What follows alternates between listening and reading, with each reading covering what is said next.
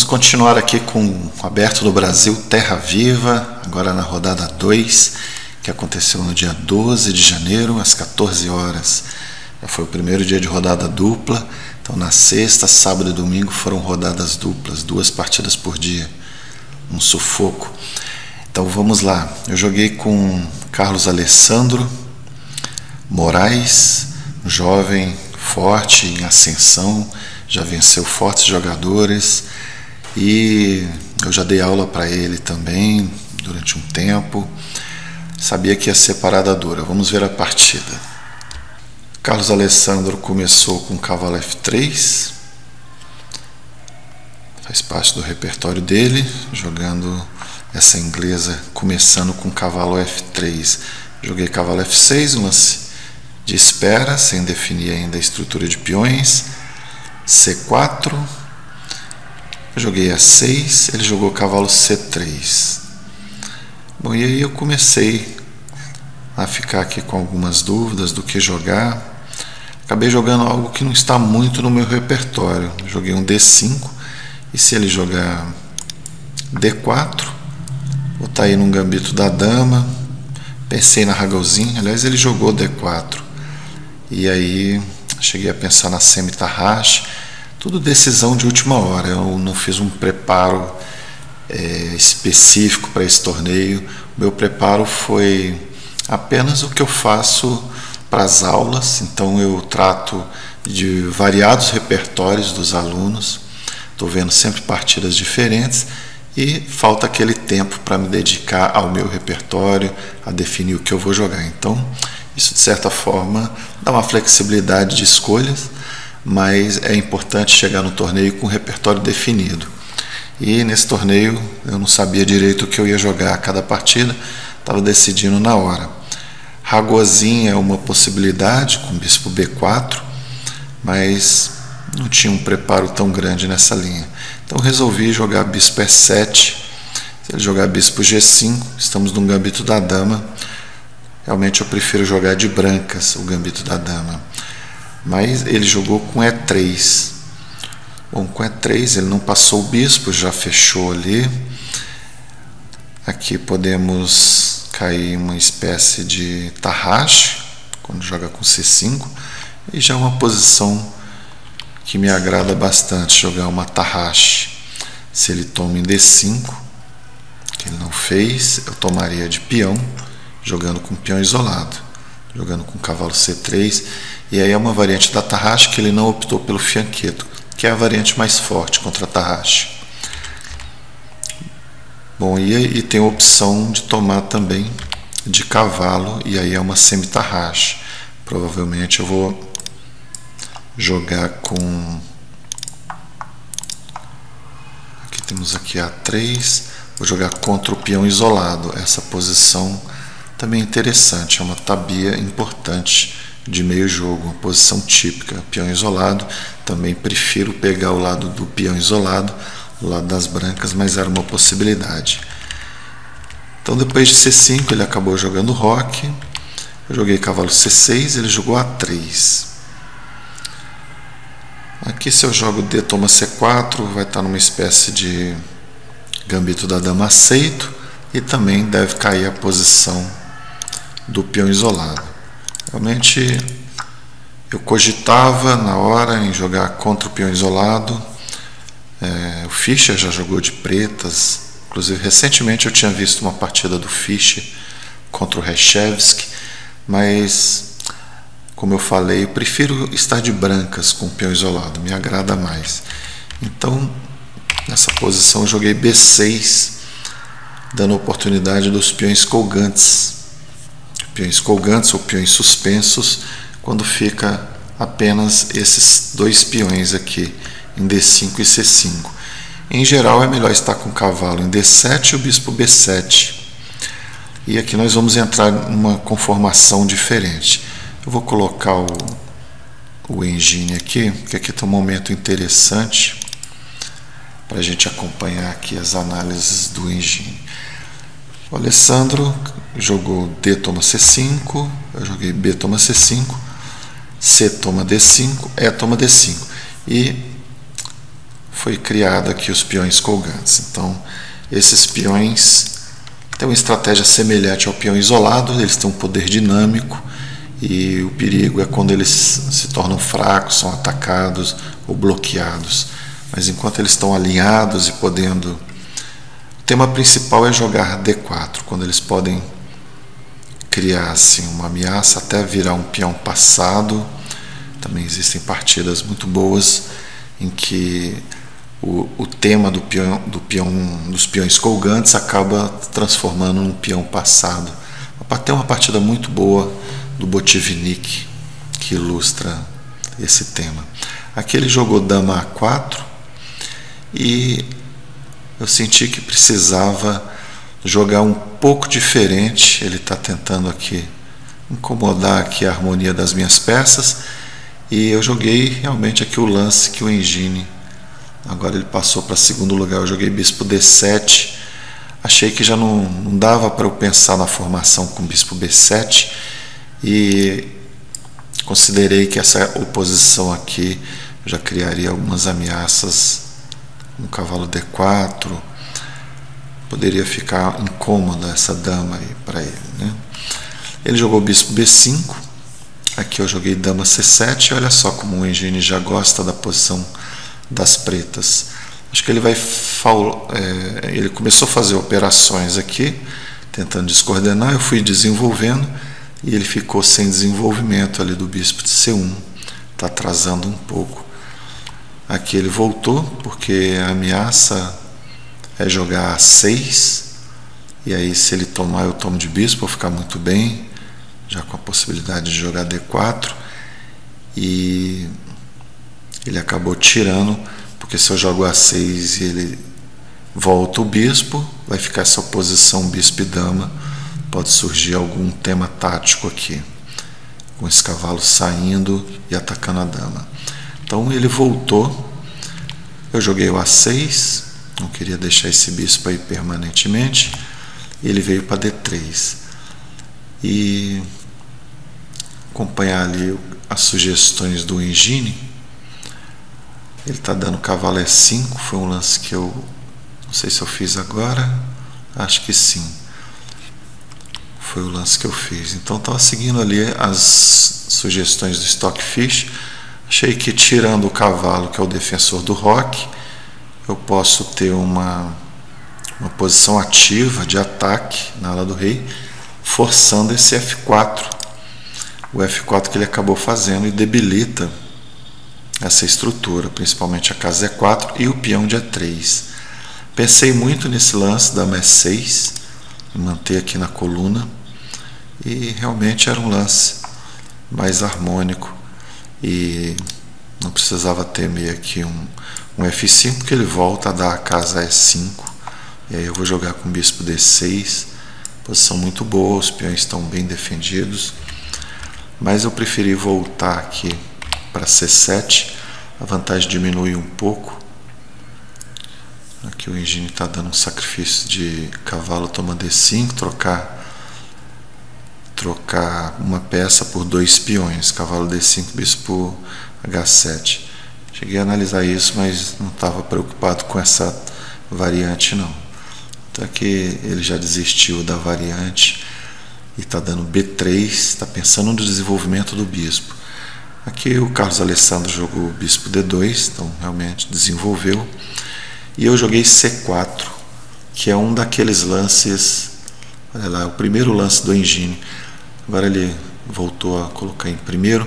É um lance de muita responsabilidade, porque quando você avança um dos peões colgantes, você dá a outra casa, enfraquece aqui no caso a casa D4. Mas eu achei que como já tinha essa debilidade aqui, ele já tinha avançado a 3, eu vou estar fixando a casa B3 e posso jogar na coluna B. Então foi o que seguiu, C4, e joguei torre B8. Aqui parece que melhor era já começar a pressionar com torre de F8, bispo C5, porque aqui ele tem um recurso depois que ele joga bispo F3, começa a pressionar aqui. Eu jogo bispo C6, Minha ideia é jogar torre A8, bispo C5 e dama B6, pressionando em B2 e em E3.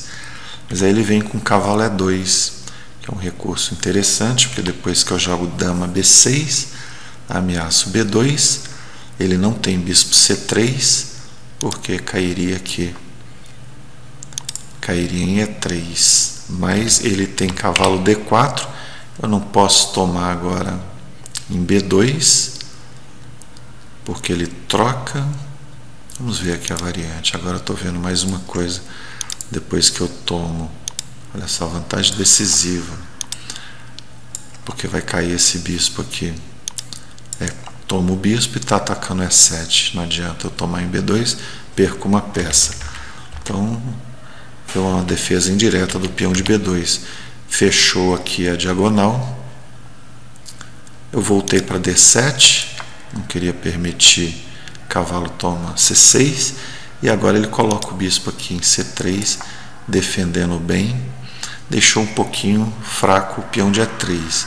Então joguei um lance lógico, torre A8, a ideia é tirar o bispo para C5 e começar a pressionar em E3. Ele jogou torre de F1 e aqui eu joguei bispo G4. Olha só que não foi o melhor.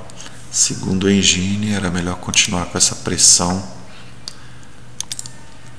Em alguns casos, eu cheguei a analisar na partida um sacrifício de qualidade, com torre toma E3.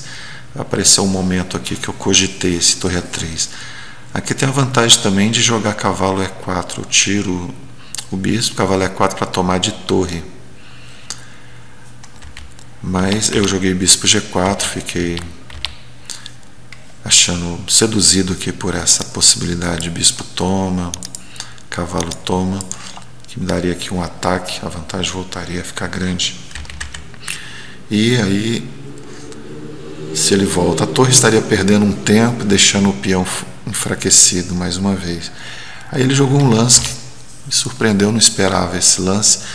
H3, ele deixa aqui um pouco debilitado, mas abre a coluna G.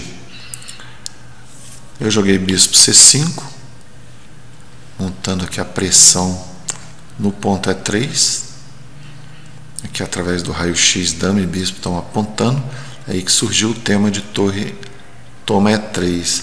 Ele jogou rei H2 e aqui eu analisei muito tempo essa possibilidade. Torre toma E3, torre toma E3, bispo D4. E analisei exatamente o que o Stockfish aponta. Se ele toma, eu vi que ia ficar muito bem, porque não tem como defender F4. Olha só, vantagem decisiva. Mas aí eu comecei a analisar, e se ele não toma e tira a torre? Pensei nesse lance mesmo, torre A2. Aí eu não estou tendo, por exemplo, se bispo toma, dama toma, se peão toma, D4. D4 vai ganhar o peão de F4, fazer um passado, que daria uma pequena vantagem, mas a tomada aqui é de dama. E posição bem igualada, olha só. Achei que poderia ter algum jogo, esses peões estão muito fracos, eu poderia atacar, mas ele está vindo com dama E5, se eu jogar dama D6, dama E5, por exemplo. Dama D4 e dama E5. E então, nessa posição eu joguei dama D6. Vantagem que já era apontada pelo engine diminuiu bastante, mas continua com a tendência que é uma vantagem para as pretas, talvez pela estrutura melhor. Apesar de eu ter avançado aqui C4, criou esse bloqueio em D4, ele tem uma fraqueza aqui em E3, consequentemente F4 também está um pouco fraco, ele não pode tirar a torre tem que ficar vigiando aqui. E aí ele veio para F2, eu estava ameaçando torre toma E3, dama F4, ganhando 2 peões. Ele jogou dama F2, aí essa parte eu joguei bem a partida, apesar de já estava com pouco tempo. Joguei G6, ele dama H4, eu fiz essa manobra, cavalo H5, é a manobra que o engine está apontando. Cavalo H5 com a ideia de cavalo G7. Ele jogou torre de AC1, joguei cavalo G7 e aqui já tem uma ameaça. Esse lance aqui foi tentador para ele, dama G7. Em alguns casos ele pode ameaçar até dama, toma G7, dá um descoberto e recupera a dama. Mas olha só, bispo toma D4.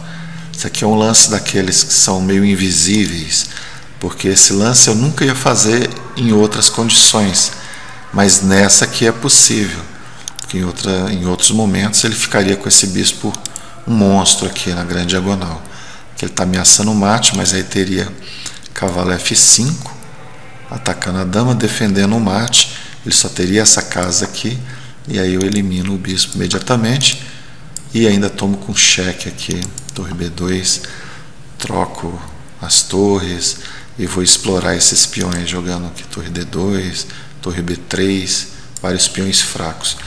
Então esse bispo D4 aqui, ele não viu, e teve que tomar de peão. E aí a posição ficou ganha, vantagem decisiva. Os dois estavam um pouco apurados, o tempo passa muito rápido, 1h30 com 30 segundos de bônus, era o ritmo do torneio, mas nesse momento cada um estava aí com uns 2 minutos, jogando com os 30 segundos adicionais. Mas aqui eu já estava bem tranquilo, porque depois dessa continuação, eu pensei em jogar cavalo F5, que era um bom lance, mas joguei esse segundo lance aqui, que é mais sutil. F6, estou ameaçando o cavalo F5, ganhando a dama.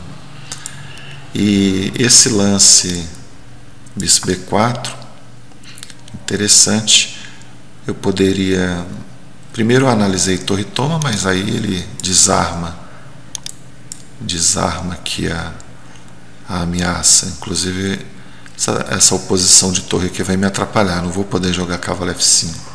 E ele desarma antes aqui, meu cavalo já se afasta, depois ele captura a torre em B4. Outra possibilidade seria tirar a dama simplesmente aqui, continuar apontando para F4 e tenho a forte ameaça de ganhar a dama, cavalo F5. Mas no apuro fui em cima do mais prático aqui, apesar de ser o quarto lance do engine, eu joguei dama, toma B4. Olha que interessante. Sacrifiquei a dama aqui temporariamente. Ele não pode aceitar de imediato, porque eu jogo cavalo F5 e a dama dele não tem casa. Ficaria com uma peça a mais nessa variante. Então, sorte que ele tinha esse dama G7, também sacrifica a dama. Eu tomo, forçado, e agora ele toma a dama. E aí eu vou para o final de torres. Torre toma é 1 antes, para tomar em B4, eu tenho que livrar minha torre aqui do ataque. Agora torre B4. Opa, não foi esse não. Esse era bom também, mas eu joguei rei F7, que é o segundo lance aqui do engine. Aí eu comecei a jogar para deixar a posição mais tranquila possível, sem dar nenhuma entrada aqui para a torre. Esse peão já está condenado. Ele jogou torre A1, eu joguei torre toma B4. Se ele toma em A6, eu tomo em B2. Ele jogou torre A2. Muitos peões fracos, praticamente todos os peões estão fracos. Joguei torre B3. Ele veio com rei G3. Eu joguei torre D3. Ele tomou em A6, agora que eu não tenho mais o ataque no peão de B2, mas eu tomo de D4. E agora ele cometeu um erro que me ajudou. Ele jogou rei G4, eu joguei G5. Engraçado que o engine prefere F5, mas eu não pensei duas vezes aqui. Joguei G5 para tomar de torre. O peão está cravado, ele voltou, eu tomei de torre. Ele deu cheque, agora eu tenho uma boa casa aqui para o rei. Ele atacou meu peão, eu volto. Ele veio para F2. Eu fixei em H3, H5, aqui eu dou um cheque, rei A2 e fixo ali. Aquele peão de H3 está nos meus planos. Tomar aquele peão e já ter um peão mais avançado. Jogou B3, foi um lance interessante, mas em finais de torre e peão, torre para cada lado e peão, acontece muito um desprendimento, umas trocas, tipo uma negociação. Você troca, por exemplo, eu posso tomar, foi o que aconteceu, eu vou tomar o de B3 e o de H3 por esses dois. Eu não posso me apegar tanto a esses peões, que aqui já não dá para defender. Com esse B3 eu tenho que tomar, ele toma em D5, eu dou cheque, ele vem para cá. Aqui eu pensei já em atrás aqui do peão, já ir para H2 para tomar, mas preferi deixar aqui o peão na terceira linha, que vai ser útil esse lance. Ele veio de torre, eu fui lá em H3, capturar o peão de H3, torre toma C3, torre toma H3. Tem dois peões a mais e o rei e a torre estão aqui na terceira linha. Estou ameaçando G4. Era melhor ele ter tirado a torre, porque aí evita o G4, porque ele dá cheque atrás. Mas aí ele tentou se aproximar aqui, aí o G4 liquida, porque não pode tomar. E aí eu tomo mais um peão, forçando a simplificação. E aí pego a oposição. Bastaria isso aqui, já estaria ganho, porque eu pego a oposição e ainda tenho de quebra aqui um peão para afastar o rei. Então nesse momento ele abandonou. Então foi uma partida, considerei uma boa partida contra um jogador trabalhoso, um jogador forte. E depois, 2 horas depois, a partida foi longa, foi cansativa, então já consumiu bastante energia. E era numa sexta-feira, às 8 horas já teríamos a terceira rodada, então daria aí pouco menos de 2 horas para descansar, comer alguma coisa. É o ritmo desses torneios abertos, muito puxado, e você não pode descansar e jogar no outro dia, você já tem logo em cima uma outra partida difícil. Então até o próximo vídeo com a terceira rodada. Até lá!